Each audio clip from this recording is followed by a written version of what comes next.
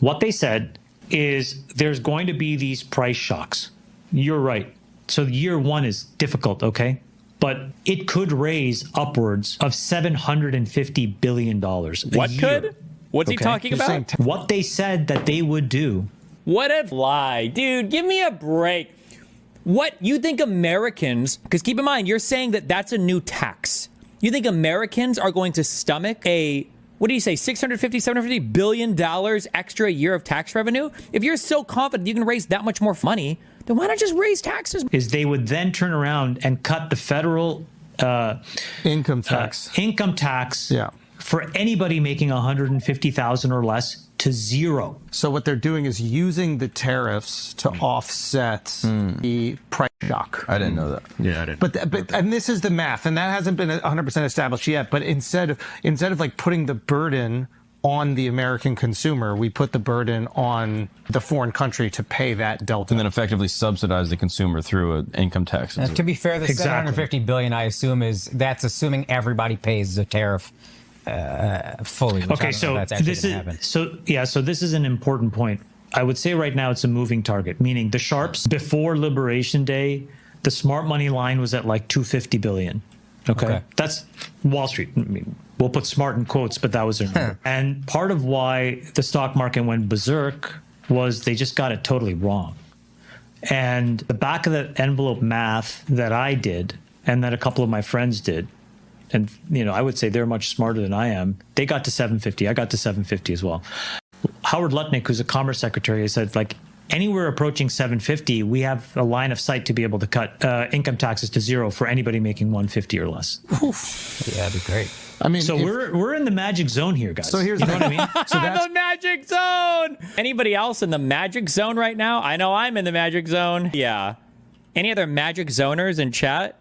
So there's a perfect example. Like, there's all this conversation about the midterms right now. Trump tanks the stock market. People get screwed over by some people calling inflation, but like the price shock. But if you announce at the end of the year, don't call it inflation, there's a $750 billion surplus because of taxes, and we're eradicating income tax for people making under $150,000, midterms are going red. I mean, bro, forget midterms. They'll want Trump for the third term. I mean, when I just make up based. Wait, what are the actual odds this happens? Zero. It's internally contradictory, and it doesn't even make sense.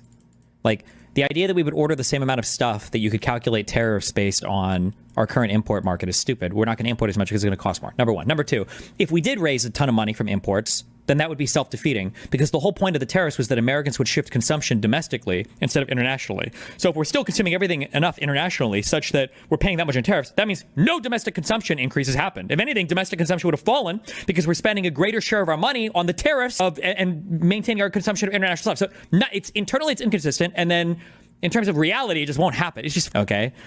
Yeah, the magic zone is inelastic demand meets infinite amount of American spending plus, but without the creation of any new currency. That's the magic zone, baby. Yeah. The discussion around tariffs has always been one of the most deceptive talking points in modern economics. To the casual observer, tariffs can sound like a win-win scenario. Punish foreign countries for selling their goods too cheaply, bring production back to the United States, and generate billions in government revenue without raising taxes on American citizens. It's a pitch that has been sold repeatedly from the Trump administration to contemporary voices trying to rehabilitate the policy. And recently, Chamath Palihapitiya made the case once again while speaking with Andrew Schulz on the Flagrant podcast, presenting tariffs as a kind of miracle solution that could supposedly raise hundreds of billions of dollars and fund sweeping tax cuts for American workers. When Destiny reacted to this conversation, his analysis cut directly through the surface-level appeal and revealed the contradictions at the core of Chamath's thesis. What looked on paper like a clever way to redistribute wealth from foreign nations to domestic households quickly unraveled under basic economic scrutiny. By carefully unpacking each of Chamath's claims, Destiny showed how tariff policies, especially those proposed under the Trump era, are both internally incoherent and practically destructive when applied to a globalized economy. Chamath's argument followed a familiar pattern: impose tariffs on imported goods, force foreign companies or governments to pay, and then use that revenue to eliminate income taxes for middle-class Americans. He even floated figures as high as $750 billion in annual revenue, claiming that such a windfall could allow the government to erase taxes entirely for households earning under $150,000 a year. The proposal was wrapped in populist rhetoric, appealing to both economic nationalism and resentment toward taxation. But Destiny immediately identified the flaw, the assumption that tariffs are simply free money extracted from foreign nations.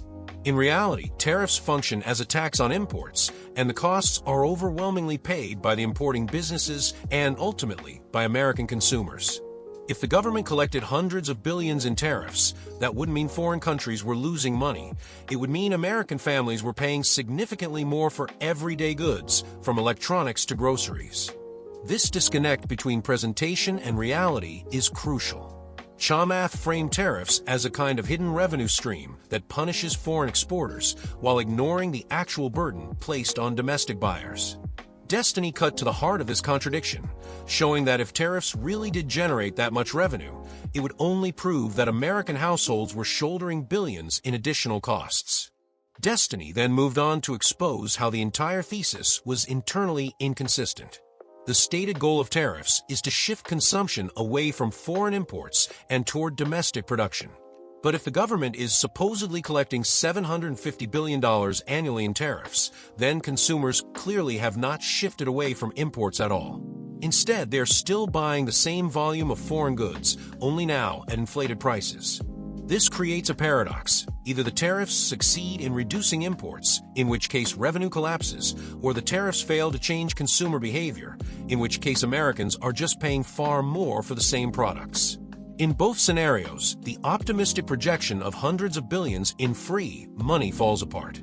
Destiny pointed out that the only way Chamath's vision works is in what he mockingly described as a magic zone, a fantasy world where demand for imports remains perfectly inelastic, Americans endlessly tolerate price hikes, and foreign exporters never adjust.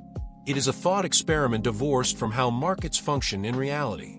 Beyond the logical contradictions, Destiny emphasized the very real consequences tariffs impose on a modern economy. In practice, Trump's tariffs led to higher prices for American consumers, retaliatory tariffs from foreign governments, and strained relationships with key trading partners. Farmers faced devastating losses when China and other nations targeted U.S. agricultural exports, forcing the federal government to step in with costly subsidies. Manufacturing companies, far from booming, struggled with higher input costs that made them less competitive globally. The supposed revitalization of domestic industry never materialized. Instead, the American consumer bore the brunt of the policy. Everyday goods became more expensive, supply chains were disrupted, and businesses faced uncertainty that stifled long-term investment. The fantasy of tariffs as an economic panacea collapsed under the weight of their consequences. If tariffs are so self-defeating, why does the rhetoric around them continue to resonate? The answer lies in the way the policy is marketed. Tariffs are framed as a weapon against foreign competitors, particularly China, which appeals to nationalist sentiment. The narrative of punishing outsiders while rewarding Americans is politically powerful, even if it doesn't hold up under economic scrutiny.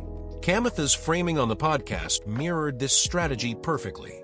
By attaching the policy to the promise of eliminating taxes for middle-class Americans, he presented tariffs as a populist jackpot. The reality that consumers themselves would be paying those tariffs through higher prices was conveniently ignored. Destiny's analysis revealed how this kind of rhetoric functions more as propaganda than as serious economic policy. What makes this exchange significant is not just the debate over tariffs, but the broader lesson it illustrates about economic narratives in politics. Policies that sound appealing in simple, populist terms often collapse when subjected to rigorous analysis. Tariffs are marketed as painless revenue extraction, but in reality, they are a regressive tax that hits the very people they claim to help. Destiny's breakdown showed the importance of rejecting surface-level rhetoric and demanding internal consistency in policy proposals. It's easy to be swayed by promises of tax cuts or national revitalization, but without understanding the mechanisms behind those promises, voters are left vulnerable to manipulation. The tariff debate mirrors other modern political proposals that rely on simplified narratives to gain support. From universal tax holidays to vague promises of industrial resurgence, politicians and influencers often market ideas that ignore practical contradictions. These narratives succeed not because they are realistic, but because they are emotionally satisfying. They provide clear villains, simple solutions, and immediate rewards, even when none of those things exist in reality. Destiny's critique functions as a reminder of how dangerous these narratives can be when left unchallenged. By exposing the contradictions in Chamath's argument, he wasn't just debunking a single claim about tariffs, he was demonstrating the need for rigorous skepticism toward any economic policy that seems too good to be true.